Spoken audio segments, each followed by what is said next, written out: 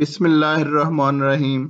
अस्सलाम वालेकुम मुअज़्ज़ज़ सामईन। पेश खिदमत है आज एक नया वाक़या। हज़रत खदीजतुल कुबरा रज़ी अल्लाह तआला अन्हा के वसाल के बाद खातून जन्नत सैयदा फातिमा अमूमन मग़मूम रहती थीं। एक दिन नबी अकरम सल्लल्लाहु अलैहि वसल्लम की खिदमत में आपने अर्ज़ किया, अब्बा जान, मुझे खाने पीने में इस वक़्त तक कोई फ़ायदा नहीं होगा जब तक आप हज़रत जब्राईल अलैहिस्सलाम के ज़रिए मुझे मेरी वालिदा माजिदा हज़रत खदीजा रज़ी अल्लाह तआला अन्हा की बरज़खी कैफियत को वाज़ेह नहीं फरमाते। चुनांचे नबी करीम ने जब्रील अलैहिस्सलाम से अहवाल मालूम किए तो हज़रत जब्रील अलैहिस्सलाम ने कहा, हज़रत खदीजतुल कुबरा हज़रत सैयदा सारा और हज़रत सैयदा मरियम के दरमियान बड़ी अज़मत व बरतरी के साथ जलवा अफरोज़ हैं। हज़रत उम्मुल मोमिनीन आयशा सिद्दीक़ा रज़ी अल्लाह तआला अन्हा फरमाती हैं, नबी करीम सल्लल्लाहु अलैहि वसल्लम हज़रत उम्मुल मोमिनीन हज़रत खदीजतुल कुबरा रज़ी अल्लाह तआला अन्हा का बअक्सरत तज़किरा फरमाया करते थे और उनके मदारिज की तरक्की के लिए दुआएं फरमाया करते।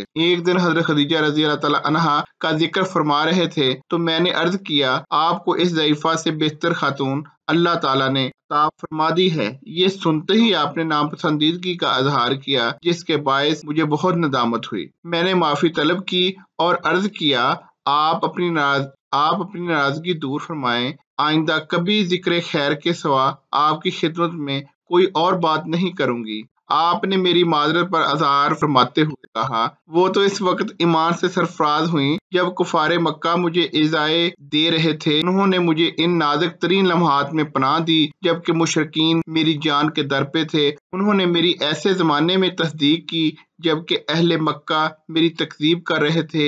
हज़रत खदीजतुल कुबरा के लिए दुआएं फरमाते, कभी ना उकताते। उम्महातुल मोमिनीन में आपको मुमताज मकाम हासिल है। चुनांचे शब्बे मराज जब आप जन्नत की सैर फरमा रहे थे तो इसमें एक अजीम महल देखा जो हद नजर तक वसी और कुशादा था।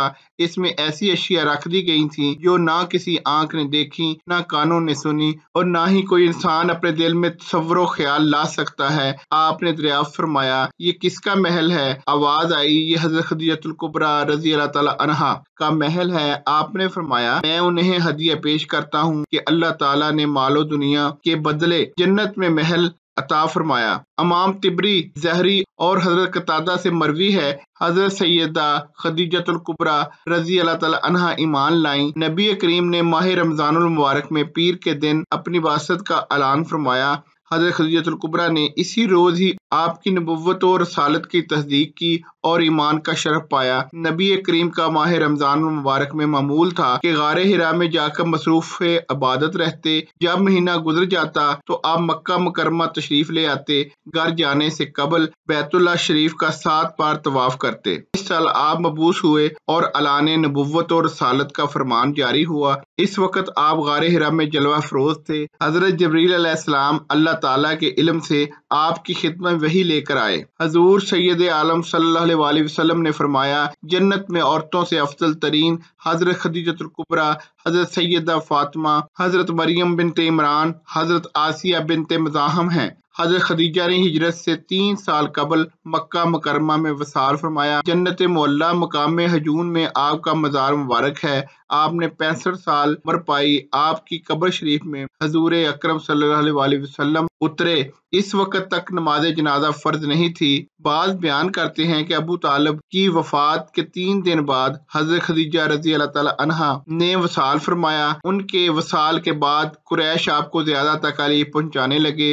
तिबरी का बयान है कि हजूर अकरम सल्लल्लाहु अलैहि वसल्लम की तमाम औलाद सवाए हजरत इब्राहीम के हजरत खदीजतुल कुबरा रज़ी अल्लाह तआला अन्हा से है। मनाक़िब फातिमा रज़ी अल्लाह तआला अन्हा में है कि हजरत इब्राहीम बिन मोहम्मद मारिया कब्तिया से पैदा हुए। नबी करीम से पहले हजरत खदीजा रज़ी अल्लाह तआला अन्हा के 2 निकाह हुए थे। पहले अतीक बिन आइज बिन अब्दुल्ला से और दूसरा अबू हाला से। अलामा कर्तबी ने सूरह अहज़ाब की तफसीर बयान की है। उनका नाम ज़रारा था।